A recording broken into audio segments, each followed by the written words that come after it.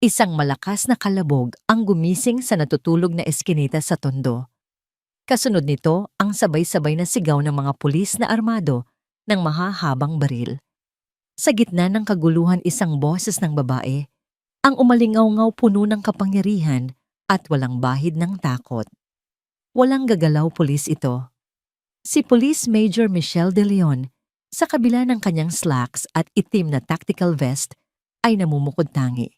Hindi dahil sa kanyang kasarian sa mundong pinamumunuan ng mga lalaki, kundi dahil sa matalim na tingin ng kanyang mga mata, isang tingin na kayang magpabagsak ng loob ng sinumang kriminal bago pa man pumutok ang baril. Mabilis ang mga pangyayari. Sa loob lamang ng ilang minuto, ang pinaghahanap na leader ng sindikato ng droga ay nakaluhod na sa sahig, ang kanyang mga kamay ay nakaposa sa likuran. Isang matagumpay na operasyon. Para kay Michelle, isa na namang ordinaryong araw sa opisina. Habang isinasakay ang mga suspek, sa police van tumunog ang kanyang telepono. Isang pamilyar na numero. Si Eric ang kanyang karibal sa promosyon. Congratulations, Major De Leon. Bungad ni Eric sa kabilang linya, ang bawat salita ay may bahid ng sarkasmo. Ang galing mo talagang gumawa ng ingay. Tiyak na mapapansin na naman yan ng mga general. Parang kailan lang isa ka lang simpleng pulis sa probinsya. Ang swerte mo talaga, lalo na mula nang mangyari yung kaso sa San Mateo. Napatigil si Michelle. Ang San Mateo. 3 taon na ang lumipas, ngunit ang pangalan ng bayang iyon ay tila isang multo na bumubulong sa kanyang tainga. Ang swerte ay para sa mga taong pinaghihirapan ito. Eric? Malamig niyang sagot bago pinatay ang tawag. Ngunit ang mga salita ni Eric ay tumagos sa kanyang baluti. Dinala niya ang bigat na iyon pauwi sa kanyang magarang condominium unit sa Bonifacio Global City. Ang katahimikan sa loob ng kanyang apartment ay nakakabingi. Mula sa malawak na bintana, tanaw niya ang kumikinang na mga ilaw ng syudad, isang tanawing pinangarap niya, isang simbolo ng kanyang tagumpay. Ngunit sa gabing iyon, ang mga ilaw ay tila nangungutya sa kanyang kalungkutan. Binuksan niya ang isang drawer sa kanyang mamahaling kabinet. Sa ilalim ng mga papeles at dokumento, naroon ang isang maliit at gasgas na laruang kotse. Kinuha niya ito. Ang alikabok sa ibabaw nito ay tila alikabok na rin ng mga alaala. Ito ang paboritong laruan ni Leo, ang kanyang anak. Isang alaala ang biglang sumagi sa kanyang isipan, ang munting tawa ni Leo, habang pinapatakbo ang kotse sa kanilang sahig na semento noon, ang masayang mukha ng kanyang asawang si Joseph habang pinapanood sila. Si Joseph, ang lalaking iniwan niya dahil sa kahirapan, ang lalaking sa tingin niya ay walang pangarap. Bigla ang lahat ng tropeyo, mga parangal, at ang ranggo sa kanyang balikat ay nawalan ng halaga. 3 taon. 3 taon na niyang hindi nakikita ang kanyang anak. 3 taon na siyang naging reyna sa kanyang sariling kastilyo, ngunit isang reynang walang kaharian, walang pamilya. Isang desisyon ang nabuo sa kanyang isipan. Isang desisyon na dulot ng biglaang pangungulila at ng isang lihim na pagnanais na ipamukha sa nakaraan kung gaano na siya kalayo ang narating. Kinabukasan ang kanyang itim na SUV ay puno ng mga laruan, mamahaling damit at imported na gatas. Nagmaneho siya palabas ng Maynila, dala ang kumpiyansa ng isang taong uuwi, hindi para manatili, kundi para magbigay ng biyaya at patunayan na tama ang kanyang naging desisyon. Gusto niyang makita nila, lalo na ni Joseph, na nabuhay sila sa loob ng 3 taon, ngunit siya, si Michelle, ay tunay na nabuhay ng marangya at matagumpay. Habang papalayo siya sa syudad, ang makikinis na highway ay napalitan ng mga baku-bakong kalsada. Ang mga matatayog na gusali ay naging mga puno ng niyog at maliliit na bahay kubo. Ang maaliwalas na panahon sa Maynila ay dahan-dahang nagdilim, namumuo ang maitim na ulap sa kalangitan, isang masamang pangitain. Nagsimulang pumatak ang ulan nang marating niya ang hangganan ng San Mateo. Ang dating pamilyar na daan ay isa ng maputik na landas. Inis na napailing si Michelle. 3 taon na ganito pa rin ang lugar na ito. Walang asenso. Bulong niya sa sarili. Bawat pag-ikot ng mamahaling gulong ng kanyang sasakyan sa putik ay tila isang paalala kung bakit siya umalis. Ipinark niya ang sasakyan sa medyo malayo sa ilalim ng isang malaking puno ng akasya upang hindi makatawag ng pansin. Ayaw niya ng tsismis, ayaw niyang pagpiestahan ng mga kapitbahay ang kanyang pagbabalik. Dala ang ilang paper bags na puno ng pasalubong, bumaba siya at nagsimulang maglakad. Ang kanyang mamahaling leather shoes ay agad na lumubog sa putik. Isang malakas na mura ang kumawala sa kanyang bibig. Habang naglalakad siya sa makitid na eskinita, ang amoy ng dagat at ng basang lupa ay naghatid sa kanya pabalik sa buhay na matagal na niyang tinalikuran. Sa wakas natanaw niya ang lugar. Ang lugar kung saan nakatayo ang kanilang munting bahay na bato ang bahay na minana pa ni Joseph sa kanyang mga magulang. Ngunit napahinto si Michelle. Ang kanyang puso ay biglang kumabog ng malakas. Ang dating simpleng gate na bakal ay wala na. Sa halip, isang mataas na pader at isang malaking rolling door ang nakatayo. Mula sa loob ay umaling-awngaw ang isang malakas na tugtugin ng videoke kasabay ng tawanan at sigawan. Isang malaking tarpaulin ang nakasabit sa itaas na may nakasulat na Ricardo's Sari-Sari Store and Videoke, bili na kanta pa. Nabitawan niya ang mga paper bag na kanyang dala. Ang mga mamahaling laruan at damit ay kumalat sa maputik na lupa. Nanlalaki ang kanyang mga mata, hindi makapaniwala. Ang buhos ng malakas na ulan ay nagsimulang basain ang kanyang buhok at damit. Ngunit hindi niya ito ininda. Nasaan sila? Nasaan ang kanyang mag-ama? Anong nangyari sa bahay nila? Si Michelle De Leon, ang matapang na police major na kayang harapin ang pinakadelikadong mga kriminal, ay nakatayo roon na parang isang estatwa, tulala basang-basa sa ulan, at sa kauna-unahang pagkakataon, sa loob ng 3 taon, nakaramdam ng tunay na takot. Isang matandang babae na may bilao ng isda sa kanyang ulo ang naglalakad, papalapit ang mga paay, sanay na sanay, sa pagtahak sa maputik na daan. Napansin niya ang babaeng nakatayo sa gitna ng ulan. Ang magarang kasuotan nito ay hindi bumagay sa kanilang simpleng nayon. Ineng, nawawala ka ba? Tanong ng matanda. Ang boses ay magaspang dala ng alat ng hangin sa dagat. Sino ang hinahanap mo at napadpad ka rito sa gitna ng ulan? Nag-angat ng tingin si Michelle, ang kanyang muka ay blanko pa rin sa pagkabigla. Ang bahay po dito? Ang nakatira po dito dati? Si Joseph po yung mekaniko. Saan po sila lumipat? Tinitigan siya ng matanda. Mula ulo hanggang paa, tila kinikilatis ang kanyang pagkatao. Pagkuway, isang buntong hininga ng awa ang pinakawalan nito. Si Joseph. Kaawa-awa nga ang mag-amang yon, sabi ng matanda sabay iling. Ibinenta niya ang bahay at lupa na yan may 2 taon na ang nakalipas. Ipinambayad utang daw. Ngayon doon na sila nakatira sa may tabing dagat sa mga barong-barong malapit sa dating pantalan. Ang bawat salita ng matanda ay tila isang malakas na suntok sa sikmura ni Michelle. Ipinambayad utang, hindi maaari. Hindi sugarol si Joseph. Hindi siya lasenggo. Siya ang tipo ng tao na masaya na sa simpleng buhay sa sapat na kita para may pagkain sa kanilang mesa. Anong utang ang magtutulak sa kanya na isuko ang nag-iisang pamana ng kanyang mga magulang?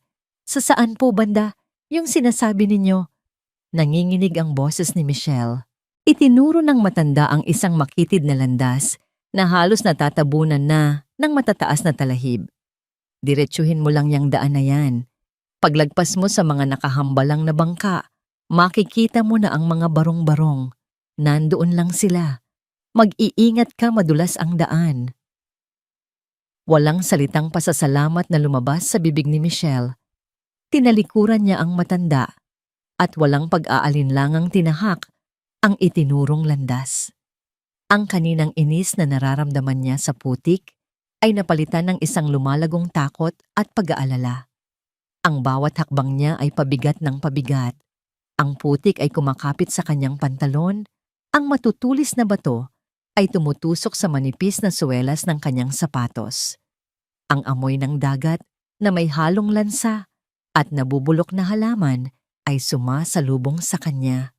Paglagpas niya sa mga luma at nakataob na bangka, bumungad sa kanya ang isang tanawing halos magpaguho sa kanyang natitirang katatagan. Sa harap niya sa mismong hangganan kung saan nagsasalpo ang lupa at ang dagat nakatayo ang ilang mga bahay na yari sa pinagtagpi-tagping materyales, ngunit isa ang namumukod tangi dahil sa kalagayan nito. Isang barong-barong na nakatuntong sa payat na mga kawayan, tila anumang oras ay handang isuko sa hangin ang tagpi-tagping yero at lona na nagsisilbing dingding at bubong nito. Ang hampas ng alon sa ilalim nito ay lumilikha ng isang nakakakilabot na tunog. Ang malakas na hangin ay tila nagbabantang tangay nito anumang sandali. Tumayo si Michelle sa di kalayuan nagtago sa likod ng isang malaking bangka. Ang kanyang puso ay dumadagundong sa kanyang dibdib. Hindi ito maaari. Hindi dito nakatira ang kanyang pamilya. Ngunit pagkatapos ay nakita niya siya. Isang lalaki ang maingat na umakyat sa isang maliit na hagdanan patungo sa bubong. Mas payat, mas maitim dahil sa sikat ng araw at may mga guhit sa mukha na wala roon dati. Lubog ang kanyang mga mata, ngunit ang kanyang mga galaw ay pamilyar. Si Joseph. Walang sapin sa paa, sinubukan niyang ayusin ang isang piraso ng lona na tinatangay ng hangin gamit ang sarili niyang katawan bilang pabigat. Si Joseph na naaalala niya ay isang simpleng mekaniko na laging may ngiti sa labi kahit papuno ng grasa ang mukha. Ang Joseph na nasa harap niya ngayon ay isang estranghero, isang lalaking pinatanda ng panahon at pinahirapan ng tadhana. Ang distansya sa pagitan ng kanyang magarang SUV na naiwan sa kalsada at ng sirang barong-barong na ito ay hindi lamang ilang metro. Ito ay isang bangin na naghihiwalay sa dalawang magkaibang mundo. Habang pinapanood niya ang kanyang dating asawa, isang tunog mula sa loob ng barong-barong ang nagpatigil sa paghinga ni Michelle, isang sunod-sunod at malalim na ubo. Ubo ng isang bata. Dahan-dahan bumaba si Joseph mula sa bubong at pumasok sa loob. Sinundan siya ng mga mata ni Michelle, sumilip sa malaking butas ng dingding na lona. Sa loob sa isang maliit na papag, nakawayan nakahiga ang isang batang lalaki na balot sa isang manipis at kupas na kumot. Ang kanyang payat na katawan ay nanginginig sa bawat pag-ubo. Si Leo, ang kanyang anak. Ang namumutlang mga labi nito ay kaibahan sa mapupula nitong pisngi dahil sa lagnat. Walang pag-aalinlangan hinubad ni Joseph ang suot na lumang t-shirt, ang natatanging buo pa niyang damit at maingat na ibinalot ito sa kanyang anak, idinagdag sa manipis na kumot. Umupo siya sa tabi nito, niyakap ang munting katawan at hinaplos ang likod nito. Nakatayo lang si Michelle sa labas basang-basa sa ulan habang pinapanood ang kanyang mag-ama sa loob ng marupok na tahanan. Nakita niya ang panginginig ng mga balikat ni Joseph na ngayon ay hubad-baro sa gitna ng malamig na hangin. Ginagamit niya ang sarili niyang katawan, ang natitirang init nito, para lamang mabigyan ng ginhawa ang kanilang nag-iisang anak. Sa sandaling iyon, parang dinurog ang puso ni Michelle sa isang higanting kamao. Ang lahat ng kayabangan, ang lahat ng galit, ang lahat ng pagmamataas na dala niya sa kanyang pagbabalik ay biglang naglaho. Napalitan ito ng isang sakit na hindi niya pa naramdaman, kailanman isang sakit na mas matindi pa sa anumang sugat na natamo niya sa kanyang propesyon. Ito ang sakit ng pagsisisi. Hindi tumigil ang buhos ng ulan. Tila nakikidalamhati ang kalangitan sa nasasaksihan ni Michelle. Nanatili siyang naninigas sa kanyang kinatatayuan. Sa likod ng bangka ang lamig ng hangin ay hindi na niya maramdaman. Ang tanging nararamdaman niya ay ang unti-unting pagkadurog ng kanyang puso. Sa loob ng barong-barong, inilawan ni Joseph ang isang munting kalan na gawa sa 3 malalaking bato. Basa ang panggatong, kaya't makapal ang usok na kumalat sa maliit na espasyo, ngunit tiniis niya ito. Pagkaraan ng ilang sandali, isang maliit na kalderong yupi-yupi at maitim na sa uling ang isinalang niya. Nang kumulo ang tubig, kinuha ni Joseph ang isang pakete ng murang instant noodles. Ang amoy nito, na dinala ng hangin palabas, ay sumampal sa pang-amoy ni Michelle. Para sa kanya iyon ang amoy ng mga gabing nagmamadali siya sa opisina, isang pagkaing walang lasa na pamatid gutom lamang. Ngunit ngayon, sa tagpong ito, ang amoy na yon ay naging simbolo ng matinding kahirapan, isang karangyaan para sa kanyang mag-ama. Leo anak, bumangon ka muna. Kumain ka para uminit ang iyong tiyan. Marahang yugyog ni Joseph sa kanyang anak. Dahan-dahang bumangon ang bata, kinukusot ang mga mata. Sumiksik ito sa dibdib ng ama, sinisinghot ang amoy ng nilulutong pansit. Ang bango tay, kakain na po tayo. Tanong ni Leo, ang boses ay mahina, ngunit puno ng pananabik. Isang pilit na ngiti ang gumuhit sa pagod na mukha ni Joseph. Oo anak, luto na. Para sa'yo lahat yan. Kayo po tay, hindi po ba kayo kakain? Busog na si tatay anak. Pagsisinungaling ni Joseph habang hinahalo ang pansit. Maaga akong binigyan ni Mang Cardo ng pandesal kanina. Kumain na ako. Ubusin mo yan para lumakas ka ha. Sa sinabi niyang iyon, kitang-kita ni Michelle ang bahagyang paggalaw ng lalamunan ni Joseph, isang malalim na paglunok ng laway, isang maliit na detalye, isang kilos na puno ng pagkukubli, ngunit hindi ito nakaligtas sa mapanuring mga mata ni Michelle. Sanay siya niyang magbasa ng mga tao at sa sandaling iyon, nabasa niya ang buong katotohanan sa isang lunok lamang gutom na gutom ang kanyang asawa. Iniabot ni Joseph ang mangkok sa kanyang anak. Walang pag-aalinlangan sinimulan ni Leo na higupin ang mainit na sabaw. Ang bawat higop ng bata ay tila isang karayom na tumutusok sa dibdib ni Michelle. Ang mga dala niyang imported na pagkain at mamahaling gatas ay biglang naging isang malaking insulto. Habang abala ang mag-ama, 2 lalaki, na kapwa mangingisda, balot sa sirang kapote ang sumilong mula sa ulan sa mismong bangkang pinagtataguan ni Michelle. Hindi nila napansin ang anino sa dilim. Punyeta ang lakas ng ulan. Reklamo ng isa habang sinisindihan ang kanyang sigarilyo. Itinuro niya ang barong-barong ni Joseph. Matibay din niyang barong-barong ni Joseph, ayaw pang bumigay sa hangin. Sumagot ang kasama niya, isang mas matandang lalaki. Kawawa naman ang mag-amang yan. Ang laki ng ibinagsak ng buhay. Kung hindi lang sana nagpakatangayang si Joseph. Bakit ano ba talaga ang nangyari doon? Usisa ng unang lalaki. Ang alam ko lang, bigla na lang niyang binenta ang bahay nila. Umiling ang matanda. Ang chismis may binayaran daw na pagkakautang na milyon-milyon, hindi naman utang sa sugal. Para daw iligtas ang kung sino, may kinalaman daw sa batas. Isinakripisyo ang lahat para sa taong yon. Napigil ni Michelle ang kanyang paghinga. Nanlamig ang kanyang buong katawan na tila binuhusan ng isang drum ng yelo. Milyon-milyon batas. 3 taon na ang nakalipas. Ang mga salita ay tila mga piraso ng isang puzzle na unti-unting nabubuo sa kanyang isipan, isang puzzle na ayaw niyang makita ang kabuuang larawan. Isang bigla at napakalakas na bugso ng hangin ang humampas sa kanilang kinatatayuan. Hinablot nito ang lonang nagsisilbing pinto ng barong-barong, isang malakas na lagapak ang umaling-awngaw nang tumama ito sa haliging kawayan. Nagulat si Joseph. Mabilis siyang tumayo at sumilip sa dilim, ang kanyang mga mata ay puno ng pag-aalala at pagbabantay. Sa isang iglap nagtama sana ang kanilang mga paningin. Ngunit mas mabilis ang panlalaki ng mata ni Michelle. Sa sobrang takot na pasiksik siya sa likod ng bangka, Pinigil ang kanyang paghinga, ang kanyang puso ay dumadagundong sa kanyang dibdib na parang tambol sa isang digmaan. Nanalangin siya na sana'y hindi siya nakita. Nang walang makita, ipinalagay ni Joseph na hangin lang iyon.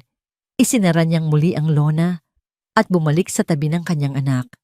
Hindi na makagalaw si Michelle. Ang pagkakataong yon, ang muntik na paghaharap, ay nagbigay diin sa isang katotohanan hindi pa siya handa. Hindi niya kayang humarap sa kanila. Hindi niya kayang harapin ang mga mata ni Joseph na puno ng pagtitiis at ang mga mata ni Leo na puno ng kawalang malay. Kailangan niya munang malaman ang lahat. Kailangan niya ng mga sagot bago niya sila harapin. Dahan-dahan umatras si Michelle palayo sa liwanag ng gasera. Bawat hakbang paatras ay tila isang pag-amin sa kanyang karuwagan. Tinahak niya muli ang madilim at maputik na landas papalayo sa barong-barong papalayo sa kanyang mag-ama. Sa kanyang isipan, iisang tao lang ang maaaring magbigay sa kanya ng buong katotohanan, isang taong hindi magsisinungaling, isang taong nakakaalam sa lahat ng nangyari. Ang kanyang tiyuhin si Gregorio, ang retiradong hepe ng pulisya ng San Mateo. Hindi na siya ang reynang bumalik para magpasikat. Isa na siyang akusado na tumatakas, naghahanap ng katotohanang maaaring tuluyang wumasak sa kanya. Ang kahoy na pinto ng luma, ngunit matatag na bahay ni Gregorio ay halos magiba sa sunod-sunod na malalakas na katok ni Michelle. Ang bawat kalabog ay sumasalamin sa desperadong tibok ng kanyang puso. Nang bumukas ang pinto, isang nag-aalalang mukha ng matandang lalaki ang bumungad sa kanya. Nanliit ang mga mata ni Gregorio, sinusubukang kilalanin ang babaeng nasa harap niya basang sisiw puno ng putik ang mamahaling kasuotan at ang buhok na dati laging maayos ay ngayoy gusot-gusot at tumutulo. Michelle Hija, anong nangyari sa'yo? Anong ginagawa mo rito sa gitna ng bagyo? Hindi niya pinansin ang mga tanong. Pumasok si Michelle sa loob. Hindi inalintana ang putik na kumakalat sa malinis na sahig na kahoy. Hinarap niya ang kanyang tiyuhin, ang kanyang boses ay nanginginig, ngunit may diin. Tito Greg, sabihin niyo sa akin ang totoo, pagsusumamo niya. Ang tungkol sa bahay, ang tungkol sa utang ni Joseph. Sabihin niyo sa akin kung bakit sila nakatira sa impyernong lugar na yon, at gusto kong malaman kung may kinalaman ako rito. Isang malalim at mabigat na buntong hininga ang kumawala mula kay Gregorio. Ipinikit niya ang kanyang mga mata na tila pasan niya ang bigat ng buong mundo. Alam kong darating din ang araw na ito, mahina niyang sabi. Hindi siya sumagot agad. Sa halip lumakad siya patungo sa isang lumang aparador na gawa sa Nara. Mula sa pinakailalim na bahagi nito, kinuha niya ang isang kinakalawang na kahong bakal. Ang tunog ng pagbukas nito ay tila isang sigaw mula sa nakaraan. Mula sa loob, maingat niyang inilabas ang isang manipis na folder na naninilaw na sa katagalan. Inilapag niya ito sa mesa sa harap ni Michelle. Basahin mo, Hija. Narito ang lahat ng kasagutan sa mga tanong mo. Nanginginig ang mga kamay ni Michelle habang binubuksan ang folder. Ang unang mga salitang tumambad sa kanya ay tila mga nagbabagang uling na dumikit sa kanyang mga mata. Kasunduan sa pagbabayad pinsala resunog sa Ricardo's Woodcraft and Furniture Shop. Sa isang iglap bumalik ang lahat. Ang gabi 3 taon na ang nakalipas. Ang high-speed car chase, ang kanyang desperadong pagnanais na mahuli ang mga suspek, ang kanyang padalos-dalos na desisyon na ibangga ang police car sa isang tricycle para harangin ito isang tricycle na hindi niya alam na puno pala ng mga tangke ng gasul. Ang malakas na pagsabog.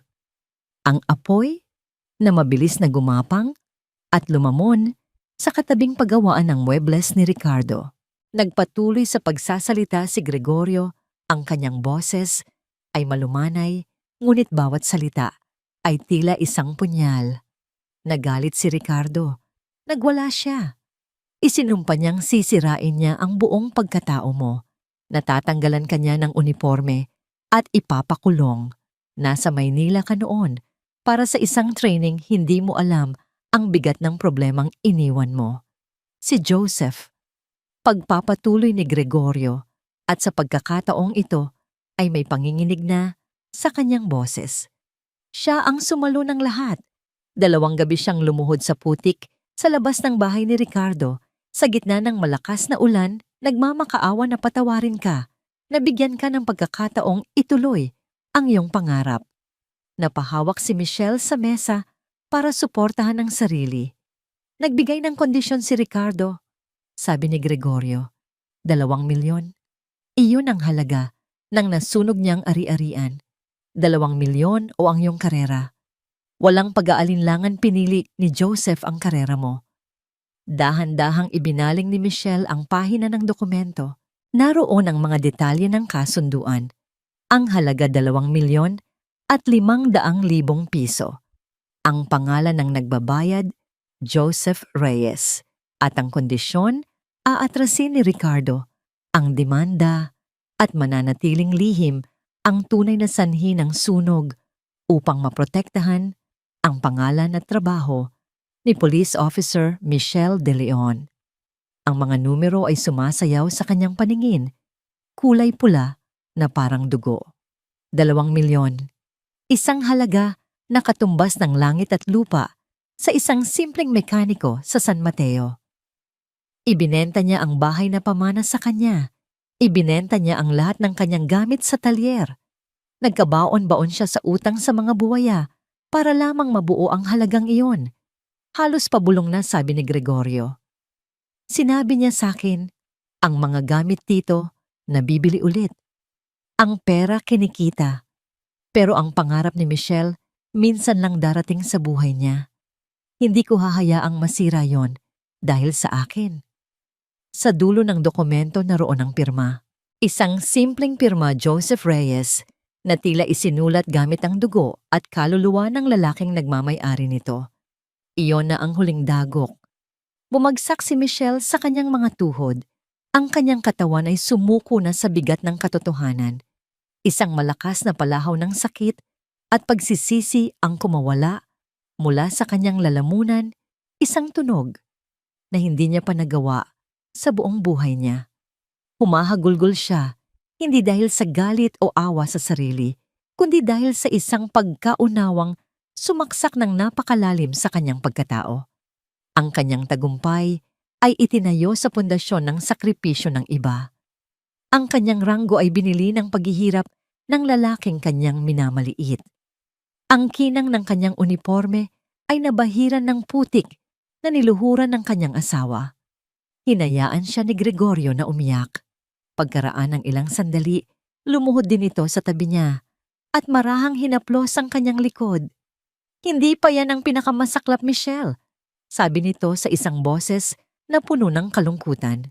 Nag-angat ng luha ang mukha si Michelle. May sakit si Joseph. Mahina na ang mga baga niya dahil sa laging pagkababad sa ulan at lamig doon sa barong-barong. Dinala ko na siya sa doktor sa bayan noong 1 linggo. Isang nakakabinging katahimikan ang namayani, na sinira lamang ng patak ng ulan sa bubong.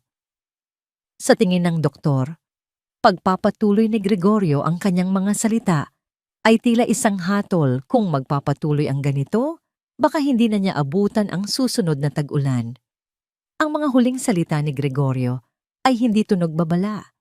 Iyon ay isang sentensya ng kamatayan. Baka hindi na niya abutan ang susunod na tag-ulan. Ang mga salitang iyon ay umalingaw sa isipan ni Michelle, nilamon ang kanyang pag-iyak, at pinatigas ang kanyang mga kalamnan. Wala nang oras para sa luha. Ang bawat segundong lumilipas ay isang segundong ninanakaw mula sa buhay ni Joseph. Bigla siyang tumayo. Ang kanyang mga mata, na kanina'y puno ng lito at hinagpis, ay ngayon nag-aalab sa isang matinding determinasyon. Pinunasan niya ang kanyang mga luha gamit ang likod ng kanyang maruming kamay. Hindi na ito ang mga mata ng isang reyna o ng isang biktima. Ito ang mga mata ng isang mandirigmang nakahanap ng kanyang tunay na laban. Pahiram ng flashlight, Tito, Sabi niya, ang kanyang boses ay paos ngunit matatag. Saan ka pupunta, Hija? Napakalakas ng hangin at ulan, pag-aalala ni Gregorio. Hindi siya sumagot. Kinuha niya ang folder mula sa mesa, niyakap ito na parang isang sagradong bagay at kinuha ang iniabot na flashlight. Uuwi na ako, sabi niya, at sa pagkakataong ito, may ibang kahulugan na ang salitang uwi. Uuwi na ako sa pamilya ko. At tumakbo siya. Tumakbo siya palabas ng bahay pabalik sa kadiliman at sa hagupit ng bagyo. Hindi na niya ininda ang putik na tumatalsik sa kanyang muka, ang mga sangang humahampas sa kanyang braso, o ang matutulis na batong sumusugat sa kanyang mga paa. Ang sakit na pisikal ay walang-wala kumpara sa apoy na nagliliyab sa kanyang dibdib. Bawat yapak sa putik ay isang salita. Patawad. Bawat hingal ay isang pangungusap. Patawarin mo ako, Joseph. Bawat tulo ng ulan at luha sa kanyang pisngi ay isang dasal. Huwag mo muna siyang kunin. Habang tumatakbo ang mga alaala, ay parang mga kidlat na gumuguhit sa kanyang isipan. Ang araw na inabot niya ang divorce papers kay Joseph. Ang malamlam na mga mata nito, walang pagtutol, walang tanong, tanging isang tahimik na pagtanggap. At siya sa kanyang pagiging makasarili, inakala niyang iyon ay tanda ng kahinaan. Ngayon niya lang naunawaan yun pala ay isang sukdulang pagpaparaya. Inakala niyang siya ang agila na lumilipad ng mataas at si Joseph ang manok na naiwan sa lupa. Ngayon niya nakita ang katotohanan. Para siya makalipad, si Joseph mismo ang pumutol sa sarili niyang mga pakpak. Sa wakas natanaw niya ang ilaw mula sa gasera, isang maliit nanginginig na liwanag sa gitna ng nagngangalit na kadiliman. Ang kanyang pag-asa, hindi na siya kumatok. Gamit ang lahat ng natitirang lakas, itinulak niya ang lonang nagsisilbing pinto. Kawalang malaki ito. Pumasok si Michelle, na tila isang buhawi. Nagulat si Joseph. Katabi niya ang natutulog na si Leo at sa kanyang kamay ay may hawak siyang isang maliit na pamaypay na yari sa anahaw ginagamit para itaboy ang mga lamok. Sa pagpasok ni Michelle, nabitawan niya ito. Ang una niyang reaksyon ay hindi pagkagulat, kundi hiya. Agad niyang pinulot ang isang maruming damit at tinakpan ang kanyang hubad na dibdib. Michelle, anong ginagawa mo rito? Umalis ka na. Sabi niya, sinusubukang itulak siya papalabas gamit ang kanyang mga salita. Madumi dito? Hindi ito para sa'yo. Ngunit hindi nakinig si Michelle. Lumakad siya papalapit, ang bawat hakbang ay mabigat sa putik at pagsisisi. Huwag kang lumapit. Sigaw ni Joseph, ngunit ang kanyang sigaw ay mahina, puno ng pakiusap. Nakikiusap ako sa'yo, hayaan mo na kami. Hindi siya tumigil. Nagpatuloy siya hanggang sa makarating siya sa harap mismo ni Joseph. Tinitigan niya ang lalaki, ang kanyang asawa, ang estrangherong nasa harap niya ngayon. At pagkatapos sa harap ng lalaking minsan niyang tinalikuran, dahil sa kahirapan, ginawa ni Major Michelle De Leon ang isang bagay na hindi pa niya nagawa sa sinuman. Lumuhod siya. Bumagsak ang kanyang mga tuhod sa malamig at basang sahig na lupa. Walang alinlangan, niyakap niya ang mga binti ni Joseph, ang mga binti na pagod sa pagtatrabaho, ang mga paa na puno ng kalyo at sugat, ang mga paang lumuhod para sa kanya. At doon bumuhos ang lahat. Bakit ka ganyan katanga, Joseph? Humagulgol siya, ang kanyang boses ay basag na basag. Hinampas niya ng paulit-ulit ang mga binti nito, ngunit ang kanyang mga suntok ay mahina, walang lakas, puno lamang ng sakit. Bakit mo ipinagbili ang lahat? Bakit mo ako iniligtas nang hindi mo sinasabi? Bakit mo hinayaang magdusa ka ng mag-isa habang ako ay nagpapakasaya sa kasinungalingan? Natigilan si Joseph. Ang kanyang buong katawan ay nanigas. Nalaman na niya. Ang sikretong iningatan niya ng 3 taon ng pader na itinayo niya para protektahan si Michelle mula sa katotohanan ay gumuho na. Dahan-dahan, sa gitna ng ingay ng bagyo sa labas, Ang nag-iisang tanong na namutawi sa kanyang mga labi ay isang mahinang bulong. Paano mo nalaman? Nalaman ko dahil hindi ako bulag. Joseph, ako lang ang nagbubulag-bulagan. Sigaw ni Michelle. Ang katahimikan sa pagitan nila ay mas maingay pa kaysa sa kulog. Dahan-dahan inangat ni Michelle ang kanyang mukha. Ang kanyang mga mata ay namumula at namamaga. Patawarin mo ako. Sabi niya, ang bawat salita ay isang panata. Patawarin mo ako. Ang mga ingay ay gumising kay Leo. Kinusot niya ang kanyang mga mata, litong-lito, sa kanyang nakikita. Isang babae umiiyak, nakayakap sa kanyang tatay. Isang babaeng may pamilyar na amoy, isang amoy na matagal na niyang hinahanap-hanap sa mga lumang damit na itinago ng kanyang ama. Mama, ang inosenteng tanong ng bata, ang isang salitang iyon ay tumago sa puso ni Michelle na parang isang kutsilyo. Binitawan niya si Joseph. Gumapang siya, papalapit sa papag. Niyakap niya ang kanyang anak. Isinubsob ang kanyang mukha. Sa maliit na katawan nito, nilanghap ang amoy ng kanyang balat, ng kanyang buhok, ng kanyang pagiging anak. Niyakap siya pabalik ni Leo. Sa wakas, pagkatapos ng 3 taon, ang pamilya ay muling nabuo basag sugatan, ngunit magkakasama sa gitna ng isang marupok na barong-barong, habang ang mundo sa labas ay winawasak ng bagyo. Kinabukasan ang bagyo ay lumipas na. Ang sumikat na araw ay tila isang pangako ng bagong simula. Hinugasan ng ulan ang buong San Mateo at nag-iwan ng sariwang amoy ng lupa at dagat. Sa loob ng barong-barong, ang liwanag na pumapasok sa mga butas ng dingding ay hindi na tanda ng karupukan, kundi ng pag-asa. Magkatuwang na naglilinis sina Michelle at Joseph. Hinubad ni Michelle ang kanyang mamahaling damit at isinuot ang isang lumang t-shirt na ipinahiram ni Joseph.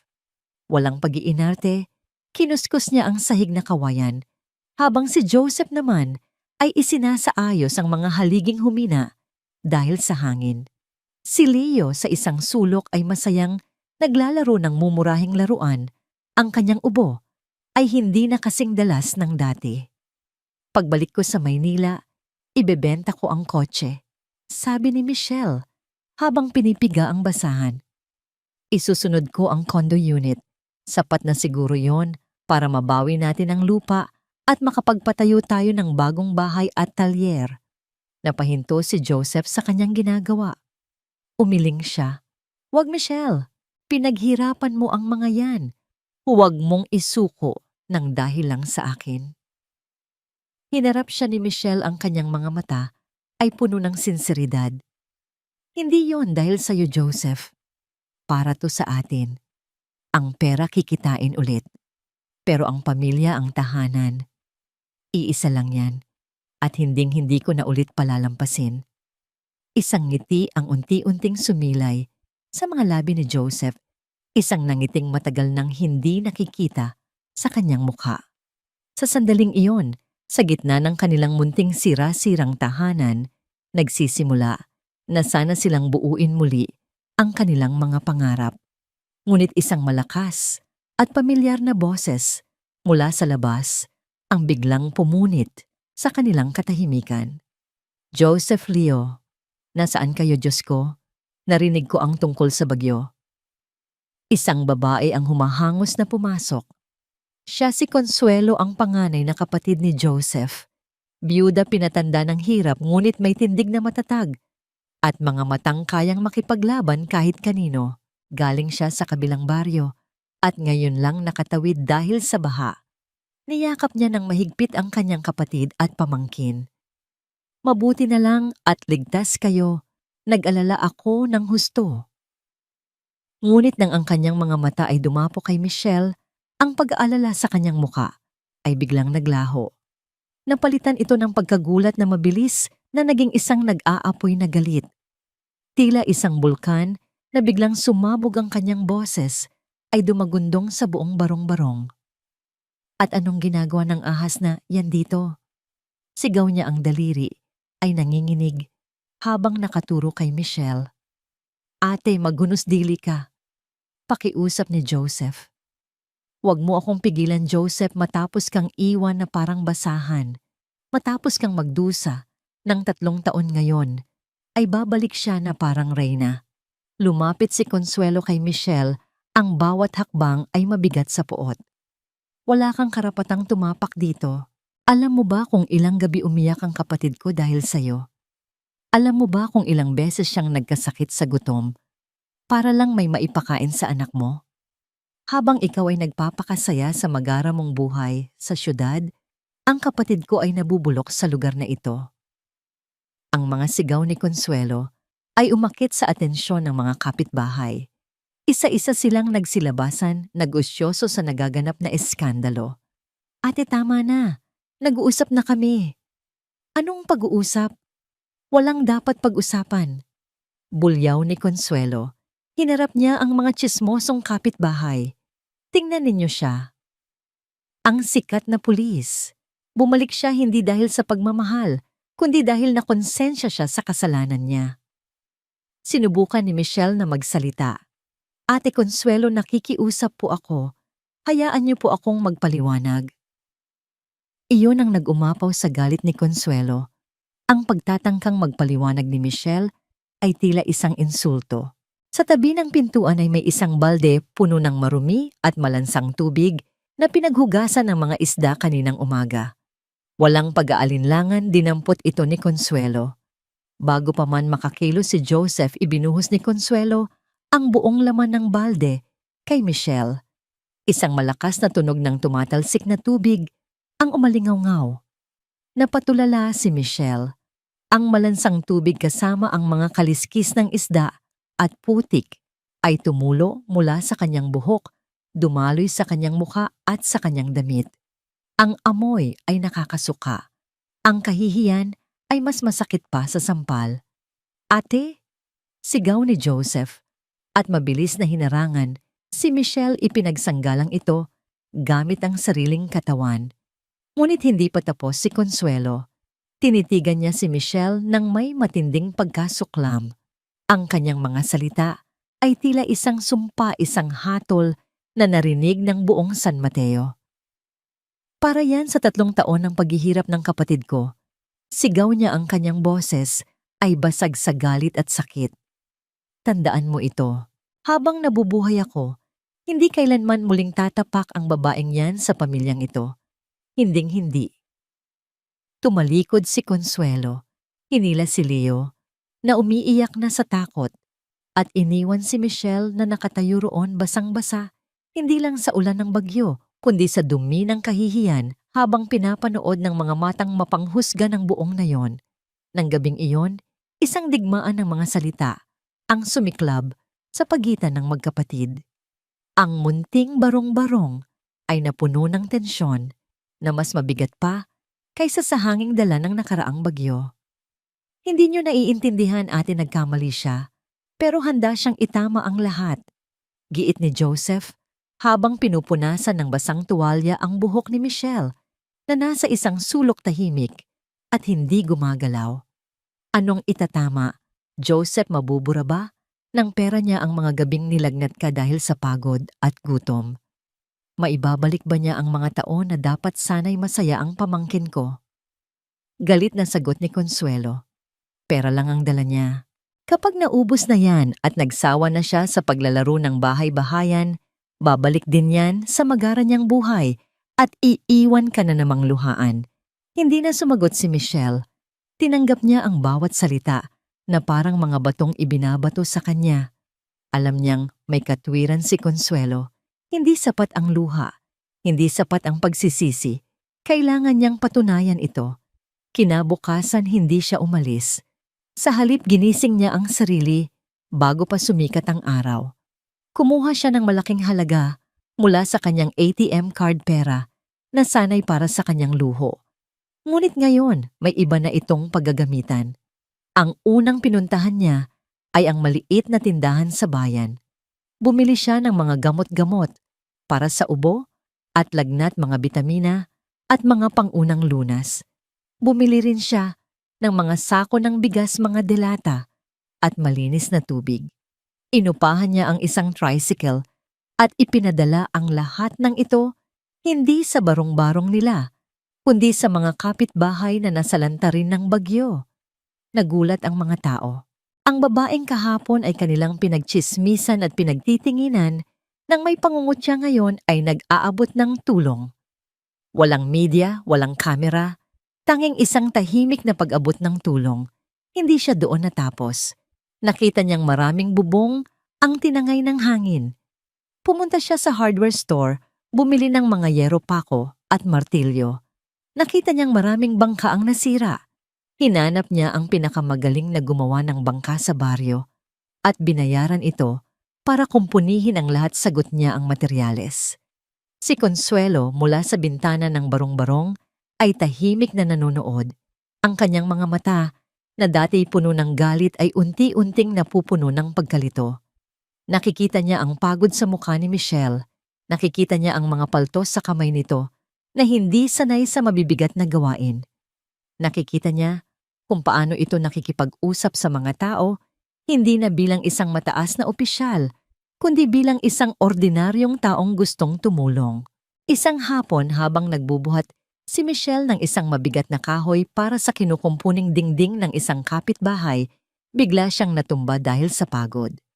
Mabilis siyang dinaluhan ng mga tao. "Ma'am, magpahinga na po muna kayo," sabi ng isang mangingisda. "Mula umaga hanggang gabi, wala na kayong tigil. Baka po kayo ang magkasakit niyan." Mula sa malayo nakita yon ni Consuelo. May kung anong kumurot sa kanyang puso. Nakita niya ang sarili kay Michelle, isang babaeng lumalaban, isang inang gagawin ng lahat para sa kanyang pamilya. Gabi na nang bumalik si Michelle sa barong-barong.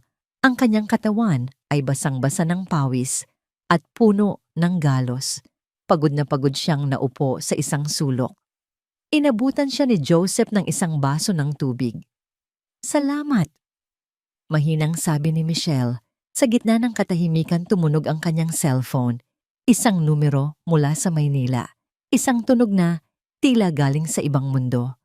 "Michelle," sabi ng isang malamig na boses sa kabilang linya. "Eric here."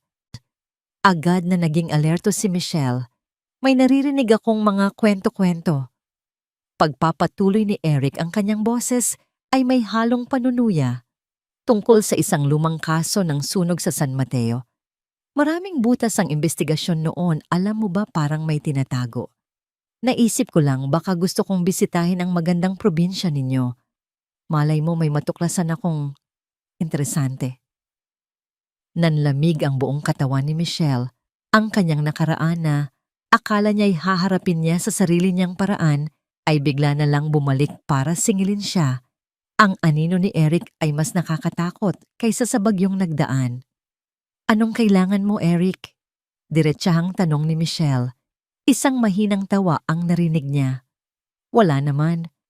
Gusto ko lang makipagkaibigan. See you soon, Major De Leon." Ibinaba niya ang telepono. Ang kanyang mga kamay ay nanginginig. Ang laban para sa kanyang pamilya ay hindi pa tapos. Sa katunayan, ang pinakamalaking banta ay paparating pa lamang. Hindi nagbibiro si Eric. Makalipas ang 2 araw, isang bagong-bagong sedan ang pumarada sa dulo ng maputik na daan ng San Mateo. Mula rito, bumaba ang isang lalaking nakaputing polo shirt at dekolor na shorts, tila isang turistang naligaw. Ngunit ang kanyang mga mata ay hindi matang turista. Ang mga ito'y matalas mapanuri at puno ng masamang hangarin. Si Eric. Ang unang ginawa niya ay hindi hanapin si Michelle. Sa halip naglakad-lakad siya sa baryo nakipagkwentuhan sa mga mangingisda nagkunwaring interesado sa kanilang pamumuhay. Bawat ngiti niya ay may kasamang tanong. Bawat pakikipagkamay ay may kasamang pangingilap ng impormasyon. "Grabe pala ang epekto ng bagyo dito, ano?" sabi niya sa isang grupo ng mga lalaking nag-aayos ng kanilang lambat. "Mabuti na lang daw." At may biglang dumating na tulong. Isang mayaman daw na taga Maynila. "Ah, oo. Si Ma'am Michelle," sagot ng isang mangingisda. Asawa pala ni Joseph. Napakabait. Siya ang gumastos sa lahat ng ito. Talaga? Sabi ni Eric na may pekeng pagkagulat. Ang swerte naman pala ni Joseph. Balita ko dati siyang may malaking pagkakautang. Paano niya nabayaran yon? Ang mga tanong ni Eric ay tila mga batong inihahagis sa isang tahimik na lawa, lumilikha ng mga alon ng alinlangan at tsismis. Mula sa di kalayuan, pinapanood ni Michelle ang bawat galaw ng kanyang karibal. Ang kanyang puso ay kumakabog na parang isang bombang sasabog. Alam niyang sinusubukan ni Eric na buuin ang puzzle at malapit na itong makahanap ng mga tamang piraso. Ang kanyang pinakamalaking takot ay hindi ang pagkasira ng kanyang karera, kundi ang muling pagbubukas sa sugat na matagal nang tiniis ni Joseph. Isang hapon, habang abala si Joseph sa pag-aayos ng isang makina sa kanyang pansamantalang talyer na itinayo ni Michelle, lumapit si Eric. Joseph Reyes, tama. Tanong ni Eric na may malapad na ngiti. Ako si Eric, kaibigan at katrabaho ni Michelle sa Maynila. Nag-angat ng tingin si Joseph, pinunasan ng grasa sa kanyang mga kamay. Isang simpleng tango lang ang kanyang isinagot. Nakakabilib. Pagpapatuloy ni Eric habang inililibot ang tingin sa paligid. Mula sa isang malaking utang ngayon ay nakakabangon na ulit. Ganyan talaga kapag masipag. Pero alam mo, iniisip ko lang. 2 milyon napakalaking pera noon para sa isang mekaniko. Hindi kaya may tinulungan kang magbayad. Ang mga salita ay direktang tumusok sa puso ni Joseph. Napahigpit ang hawak niya sa kanyang mga kagamitan.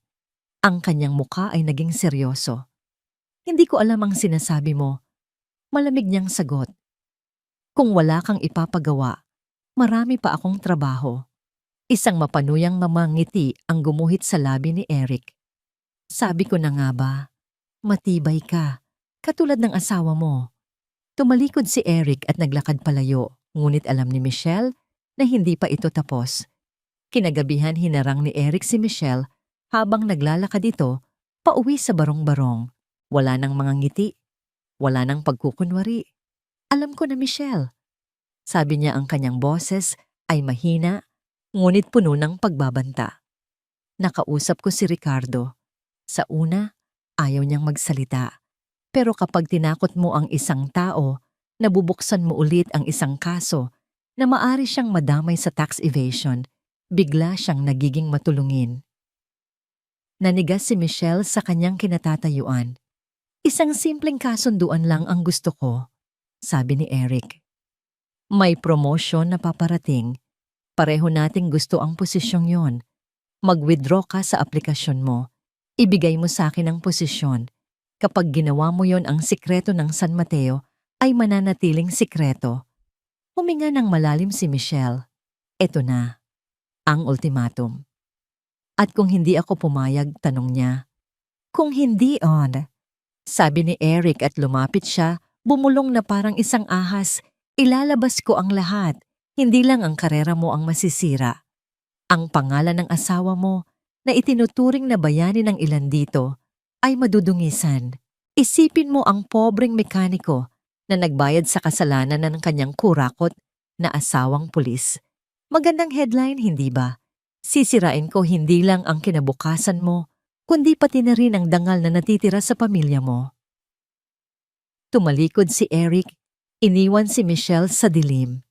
Ang alok niya ay hindi lang isang pagpipilian sa pagitan ng karera at katotohanan. Ito ay isang pagpipilian sa pagitan ng sarili niyang ambisyon at ng kapayapaan ng lalaking isinakripisyo ang lahat para sa kanya. Ang gabi ay dumaan na parang isang bangungot. Para kay Michelle, hindi siya nakatulog. Paulit-ulit na umalingaw-ngaw sa kanyang isipan ang mga salita ni Eric. Sisirain ko ang dangal na natitira sa pamilya mo. Ang banta ay hindi na lamang tungkol sa kanyang uniforme. Ito ay tungkol sa pangalan ni Joseph sa kapayapaan na sinusubukan nilang buuin muli. Kinabukasan ang bigat sa kanyang dibdib ay halos hindi na niya makayanan.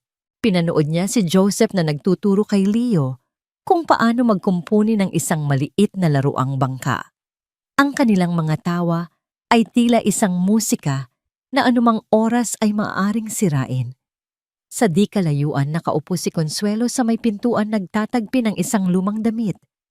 Paminsan-minsan, sumusulyap ito sa kanya. Ang galit sa mga mata nito ay napalitan na ng isang tahimik at nag-aantay na tingin. Hindi na niya kayang itago ito. Nilapitan niya si Joseph. Kailangan nating mag-usap. Sabi niya, ang kanyang boses ay seryoso. Ikinuwento niya ang lahat, ang pagdating ni Eric, ang investigasyon nito, at ang ultimatum na ibinigay sa kanya. Habang nagsasalita siya, hindi niya magawang salubungin ang mga mata ni Joseph. Nahihiya siya na, kahit sa puntong ito, ang kanyang nakaraan ay patuloy pa ring humahabol sa kanila. Nang matapos siya, isang mahabang katahimikan ang namayani. Inaasahan ni Michelle na magagalit si Joseph na sisisihin siya. Ngunit sa halip hinawakan nito ang kanyang kamay. Pabayaan mo siya, mahinang sabi ni Joseph. Sanay na akong magdusa, ang mahalaga ay ikaw. Huwag mong isuko ang pangarap mo nang dahil sa akin. Kaya kong tiisin ang anumang ibabato nila. Ang mga salitang yon na puno ng sakripisyo ay lalo lamang nagpasakit sa puso ni Michelle. Iyon na nga ang problema. Palaging si Joseph ang nagtitiis. Palaging siya ang nagsasakripisyo. At si Michelle, palagi na lang ang tagatanggap. Hindi. Mariin niyang sabi, at sa wakas ay nag-angat siya ng tingin, ang kanyang mga mata ay puno ng isang bagong determinasyon. Tapos na ang panahon ng pagtitiis mo, Joseph. Ako naman. Alam na niya ang kanyang gagawin. Hapon na nang ipatawag niya ang lahat. Sa harap ng kanilang munting barong-barong, sa harap ng papalubog na araw, nagtipon ang mga pinakamahalagang tao, si Joseph na may pag-aalala sa mukha, si Consuelo na may pagtataka, ang kanyang tiyuhin na si Gregorio na may bahid ng pag-unawa, at si Eric na may mayabang na ngiti. Sa labi inaasahan ang kanyang tagumpay. Huminga ng malalim si Michelle. Ito na ang kanyang huling pagpili. Nandito kayong lahat. Simula niya, ang kanyang boses ay nanginginig sa simula, ngunit unti-unting tumatatag dahil may isang katotohanan na dapat nang lumabas. Tumingin siya ng diretso kay Eric. Gusto mong malaman kung ano ang nangyari? 3 taon na ang nakalipas. Hindi mo na kailangang mag-imbestiga. Ako na ang magsasabi sa'yo. Ikinuwento niya ang lahat. Walang labis, walang kulang. Inamin niya ang kanyang pagkakamali sa car chase. Inamin niya ang kanyang kapabayaan na naging sanhi ng pagsabog at sunog. Inamin niya ang kanyang karuwagan nang hayaan niyang iba ang sumalo sa kanyang responsibilidad. Pagkatapos tumingin siya kay Joseph, ang kanyang mga mata ay nagsimulang mamasa. At ang taong sumalo sa lahat ng yon, pagpapatuloy niya ang kanyang boses, ay nababasag na, ay ang asawa ko. Siya ang nawalan ng bahay. Siya ang nagkabaon-baon sa utang. Siya ang nagsakripisyo ng kanyang buhay para lamang maipagpatuloy ko ang isang karerang itinayo sa isang malaking kasinungalingan. Isang nakakabinging katahimikan ang bumalot sa paligid. Ang mayabang na ngiti sa mukha ni Eric ay dahan-dahang naglaho, napalitan ng pagkagulat. Hindi niya inaasahan ito. Humarap si Michelle kay Eric, ang kanyang tingin ay matatag at walang bahid ng takot. Gusto mo ng promosyon, Eric? Sige, sa'yo na. Sabi niya, dahil pagkatapos nito tatawag ako sa headquarters. Aaminin ko ang lahat. Haharapin ko ang investigasyon. Handa akong matanggalan ng uniforme, makulong at bayaran ang lahat ng pagkakamali ko. Tumingin siya sa kanyang pamilya. Tapos na ang pagtatago. Tapos na ang pagsasakripisyo ni Joseph. Ang dangal na sinasabi mong sisirain mo, Eric. Hindi mo kayang sirain ang isang bagay na buong-buo at malinis. At ang dangal ng asawa ko, iyon ang pinakamalinis na bagay na nakita ko sa buong buhay ko. Natulala si Eric. Wala na siyang masabi. Ang kanyang sandataang sikreto ay nawalan na ng kapangyarihan. Sa gitna ng katahimikan, Isang hindi inaasahang kilos ang sumira dito. Si Consuelo, ang babaeng minsan ay dumura sa kanya ng galit, ay dahan-dahang lumapit. Ang kanyang muka ay seryoso, ngunit wala na ang dating poot. Tumayo siya sa tabi ni Michelle. Hindi siya nagsalita, ngunit sa isang kilos na mas makahulugan pa sa anumang salita, marahan niyang ipinatong ang kanyang kamay sa balikat ni Michelle. Isang kilos ng pagtanggap, isang kilos ng pag-unawa. Alam ni Michelle sa sandaling iyon, maaaring mawala sa kanya ang lahat ng pinaghirapan niya, ngunit sa wakas, natagpuan na niya ang kanyang tunay na tahanan. Tumupad si Michelle sa kanyang binitawang salita. Sa harap mismo ni Eric, na ngayoy hindi na makatingin, nang diretso kinuha niya ang kanyang cellphone. Gumuho ang mundo ng ambisyon ni Eric, hindi dahil sa isang matalinong taktika, kundi dahil sa isang simpleng pag-amin sa katotohanan. Kinabukasan, isang opisyal na sasakyan mula sa Internal Affairs Service ang dumating sa San Mateo. Ngunit ang investigasyon ay naging iba sa inaasahan ng lahat. Dahil sa voluntaryong pag-amin ni Michelle at sa testimonya ni Gregorio tungkol sa pangingikil ni Ricardo, ang kaso ay nagkaroon ng bagong liwanag. Si Ricardo ang inimbestigahan para sa panloloko. Si Eric naman ay pinatawan ng sanction para sa conduct unbecoming of an officer. Si Michelle ay sinuspinde ng walang katiyakan habang dinidinig ang kaso. Para sa marami iyon ay isang parusa. Para sa kanya iyon ay isang kalayaan. Isang hapon, habang nakaupo siya sa dalampasigan, tinabihan siya ni Joseph. Inabot nito sa kanya ang isang sobre. Sa loob na roon ang kanyang resignation letter. Hindi ko na kailangan yan, sabi niya, at sa harap ni Joseph, pinunit niya ang papel. Ang mga piraso nito ay ipinadpad ng hangin patungo sa dagat. Hindi ko na kailangan ng ranggo para maging buo. Sabi ni Michelle, dito sa tabi ninyo, mas higit pa ako sa isang major. Dito ako ay asawa at ina. Ginamit nila ang natitirang ipon ni Michelle hindi para sa isang malaking bahay, kundi para sa isang simpleng simula. Binawi nila ang kapirasong lupa na minana ni Joseph, hindi ang buong lupain, kundi sapat lang para sa kanila. Sa tulong ng mga kapitbahay na kanilang tinulungan, isang bagong bahay na gawa sa kahoy at kawayan ang unti-unting itinayo. Mas maliit ito kaysa sa dati nilang bahay na bato, ngunit mas matibay ang pundasyon nito, isang pundasyong binuo ng katotohanan at pagpapatawad. Isang maliit na talyer ang muling itinayo sa tabi ng bahay. Ang tunog ng martilyo at mga makinang umaandar ay muling naging musika sa kanilang lugar. Ngunit ngayon, hindi na nag-iisa si Joseph. Lagi nang naroon si Michelle, nag-aabot ng mga gamit, naglilinis ng mga piyesa o simpleng nagtitimpla ng kape. Natuto siyang makahanap ng kasiyahan sa mga bagay na dati niyang minamaliit. Si Consuelo ay naging tulay sa kanilang pamilya. Wala nang masasakit na salita. Sa halip, madalas na siyang nagdadala ng pananghalian sa mag-asawa o kinakalong si Leo habang abala ang mga magulang nito. Isang hapon, habang nagkakape sila sa harap ng bahay, nagsalita si Consuelo. Alam mo, sabi niya kay Michelle, noong una galit na galit ako sa'yo. Pero naisip ko, baka ganoon din ang gagawin ko kung ako ang nasa sitwasyon mo noon. Ang pagkakaiba lang, ikaw nagkaroon ka ng lakas ng loob na bumalik at harapin ang lahat. Walang salitang namutawi. Tanging isang tahimik na pag-unawa sa pagitan ng dalawang babaeng pinagbuklod ng pagmamahal sa iisang pamilya. Isang umaga, habang ang araw ay dahan-dahang sumisikat at nagbibigay ng gintong kulay sa dagat ng San Mateo, magkatabing nakaupo sina Michelle at Joseph sa hagdanan ng kanilang bagong tahanan. Pinapanood nila si Leo na masayang nagpapatakbo ng isang maliit na bangkang papel sa isang maliit na batya ng tubig. Malusog na ang bata at ang kanyang tawa ay umaalingaw-ngaw sa sariwang hangin. Masaya ka ba? Tanong ni Joseph.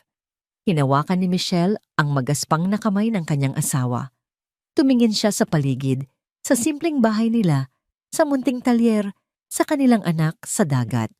Wala na ang kanyang magarang kotse, ang kanyang malaking sahod, ang kanyang makapangyarihang posisyon. Ngunit sa kauna-unahang pagkakataon, sa loob ng maraming taon, naramdaman niya ang isang kapayapaan na hindi kayang bilhin ng anumang yaman. Noong nasa Maynila ako, sagot niya, mayroon ako ng lahat pero pakiramdam ko may kulang. Ngayon, halos wala na sa akin ang lahat ng yon. Tumingin siya ng diretso sa mga mata ni Joseph at isang matamis na ngiti ang sumilay sa kanyang mga labi. Ngayon, Joseph, buong-buo na ako. Hinawakan ni Joseph ng mahigpit ang kanyang kamay. Magkasama nilang pinanood ang pagsikat ng araw. Ang bagyo ay tapos na. Maaaring nawala kay Michelle ang kanyang korona, ngunit natagpuan niya ang isang bagay na mas mahalaga, isang tahanang binuo hindi ng semento at bakal, kundi ng isang pag-ibig na sinubok ng panahon, winasak ng kasinungalingan, ngunit muling itinayo at pinatatag ng kapangyarihan ng isang bagyo. Isang umaga ang hangin sa San Mateo ay puno ng pangako. Ang amoy ng kapeng barako ay humahalo sa alat ng dagat. Mula sa bintana ng kanilang bagong bahay tanaw ni Michelle, ang asul na karagatan na payapa, tila isang salamin ng kapayapaang sa wakas ay natagpuan na niya. Abalang-abala ang lahat sa kanilang bagong buhay. Ang maliit na talyer ni Joseph ay unti-unti nang nakikilala. Ang tunog ng mga makinang kanyang kinukumpuni ay naging musika na sa kanilang pandinig. Si Michelle naman na dati sanay sa mga papeles ng kaso ay natutong maglista sa isang maliit na kwaderno ng mga utang at bayad at sa mga libreng oras, inaalagaan niya ang isang maliit na taniman ng gulay sa likod bahay. Michelle, Joseph, nagdala ako ng sariwang sinigang. Sigaw ni Consuelo mula sa labas. Dala niya ang isang palayok na umuusok pa isang lingguhang ritual na naging simbolo ng kanyang tuluyang pagtanggap. Sila ay isang pamilya na muling binubuo hindi perpekto, ngunit totoo. Ngunit ang katahimikang yon ay biglang sinira ng pagdating ng isang sasakyang hindi pamilyar. Isang itim na sedan makintab at malinis na tila hindi nababagay sa maputik na daan ng kanilang baryo. Bumaba mula rito ang isang lalaking nakasuot ng pormal na damit. Napatigil si Michelle. Ang kanyang mga kamay na may lupa mula sa paghahalaman ay biglang nanlamig. Daniel, mahina niyang sambit. Si Daniel ay ang dati niyang partner, isang mabuti at pinagkakatiwalaang kasama sa serbisyo. Hindi siya tulad ni Eric. Ang kanyang mga mata ay laging may bahid ng respeto at pag-aalala. Michelle, bati ni Daniel, may pilit na ngiti. Pasensya na sa abala. Lumabas si Joseph mula sa talyer, pinupunasan ng grasa sa kamay. Ang kanyang mukha ay nagpapakita ng pag-iingat. Sumunod si Consuelo, ang mga mata ay nanliliit, tila isang inahing manok na handang protektahan ang kanyang mga sisiw. Hindi ako naparito para manggulo. Mabilis na sabi ni Daniel na tila nababasa ang tensyon sa hangin. Naparito ako para humingi ng tulong. Ikinuwento ni Daniel ang sitwasyon. Isang kaso ng human trafficking na pinaghirapan nilang buwagin ni Michelle noon ay muling nabuksan. Ang kanilang star witness, isang babaeng nagngangalang Ana, ay biglang nawala kasama ang kanyang 6 na taong gulang na anak na babae. Tinutugis sila ng sindikato, Michelle. Sabi ni Daniel, ang kanyang boses ay puno ng pag-aalala. Nawawalan na kami ng oras. Ang problema, ikaw lang ang pinagkakatiwalaan niya. Siya mismo ang nagsabi noon, kung may mangyari sa kanya, ikaw lang ang hahanapin niya. Hindi ka namin pinipilit bumalik sa serbisyo. Nakikiusap lang kami. Gamitin mo ang kaalaman mo sa pag-iisip niya. Tulungan mo kaming hulaan kung saan siya maaaring magtago. Isang malamig na kaba ang gumapang sa dibdib ni Michelle. Ang mundo na matagal na niyang tinalikuran ay biglang kumakatok sa kanyang pintuan. Tumingin siya kay Joseph na nakatayo sa kanyang tabi. Ang muka ay seryoso. Tumingin siya kay Leo na naglalaro sa di kalayuan. Pasensya ka na, Daniel. Mariin niyang sabi ang kanyang boses ay pinalna. Tapos na ang buhay kong yan. Hindi na ako pulis. Hindi na ako makakatulong.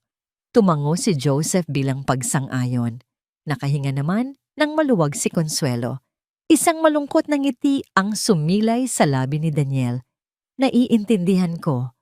Tumalikod na siya para umalis, ngunit bago siya sumakay sa kotse, nag-iwan siya ng isang brown envelope sa ibabaw ng kanilang mesang kawayan.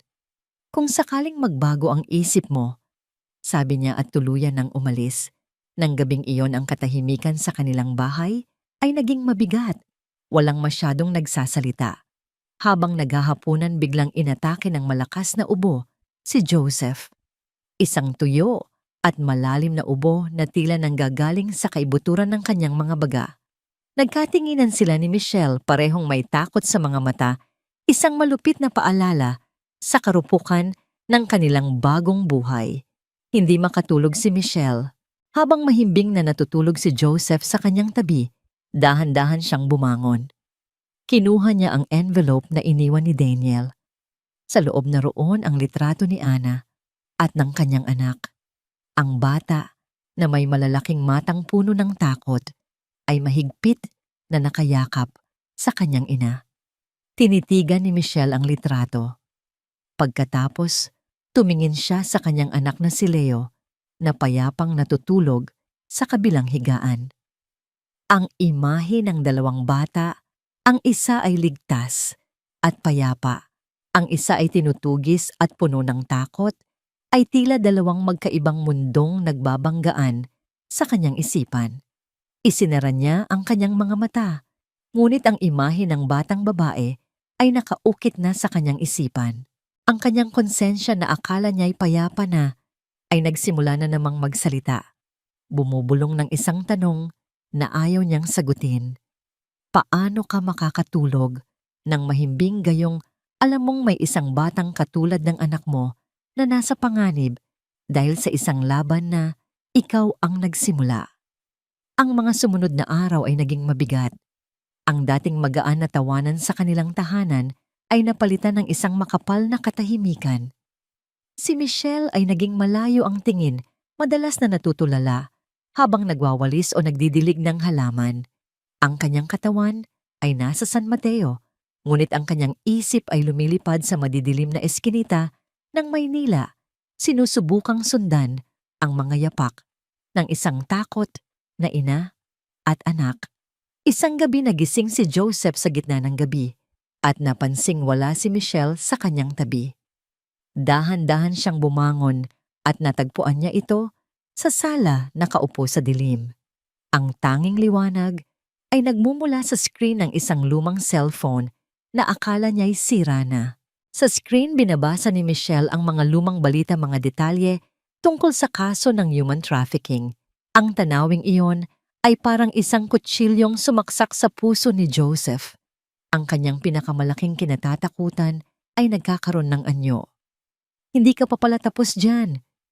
Sabi niya, ang kanyang boses ay walang emosyon, ngunit sa ilalim nito ay may gumuguhit na sakit. Nagulat si Michelle. Ginising ba kita? Gusto mong bumalik, di ba? Direktang tanong ni Joseph, hindi na nagpaligoy-ligoy pa. Itong buhay na to, ang pagiging asawa ng isang simpleng mekaniko, hindi pala sapat para sa'yo. Hindi yan totoo, Joseph.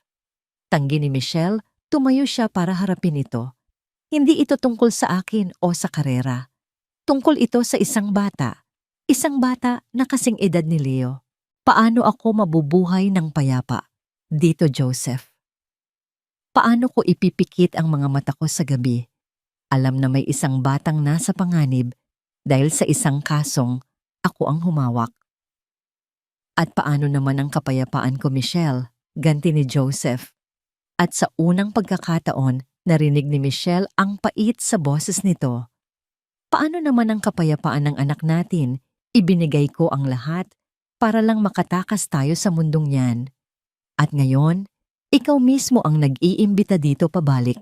Ang kanilang pagtatalo ay mahina mga pabulong na sigaw sa dilim para hindi magising si Leo, ngunit ang bawat salita ay matalas at nakakasugat. Dahil sa takot na baka iwan siyang muli, sa takot na baka hindi siya sapat, ibinuhos ni Joseph ang lahat ng kanyang lakas at oras sa trabaho. Nagmistula siyang makina na walang kapaguran. Tinanggap niya ang isang malaking kontrata para ayusin ang makina ng 3 malalaking bangkang pangisda. Gusto niyang patunayan sa sarili niya, at lalo na kay Michelle, na kaya niyang itaguyod ang kanilang pamilya, na hindi nila kailangan ng pera o ang koneksyon mula sa dati nitong buhay. Nag-uumaga siya sa talyer at ginagabi na ng uwi. Ang dating masayang kwentuhan nila habang nagkakape ay nawala na. Ang tanghalian ay madalas na lumalamig na lang sa mesa. Nakikita ni Michelle ang pamumutla ni Joseph at ang pangingitim ng ilalim ng mga mata nito, ngunit sa tuwing sasabihan niya itong magpahinga, isang iritadong, "Kaya ko to lang," ang isinasagot nito. Isang hapon, habang abala si Joseph sa pagbuhat ng isang mabigat na piyesa ng makina, bigla siyang napahinto. Napahawak siya sa kanyang dibdib. Ang hangin ay tila ayaw pumasok sa kanyang mga baga. Sinubukan niyang huminga ng malalim, ngunit isang matinding sakit ang kanyang naramdaman. Pagkatapos isang mainit na likido ang umakyat sa kanyang lalamunan. Napasuka siya, ngunit hindi pagkain ang lumabas. Dugo. Isang matingkad na pulang dugo ang dumaloy mula sa kanyang bibig, tumulo sa sahig na puno ng grasa. "Joseph!" Sigaw ng isa sa mga katulong niya. Mula sa bahay narinig ni Michelle ang sigaw. Mabilis siyang tumakbo palabas at ang kanyang mundo ay gumuho sa kanyang nakita. Si Joseph ay nakaluhod sa sahig, nanginginig, ang kanyang mukha ay kasing putla ng isang papel at ang kanyang bibig ay puno ng dugo. "Ate Consuelo, tulong!" Sigaw ni Michelle habang tumatakbo papalapit kay Joseph. Sa tulong ng mga kapitbahay, isinakay nila ang walang malay na si Joseph sa isang tricycle at isinugod sa pinakamalapit na klinika sa bayan.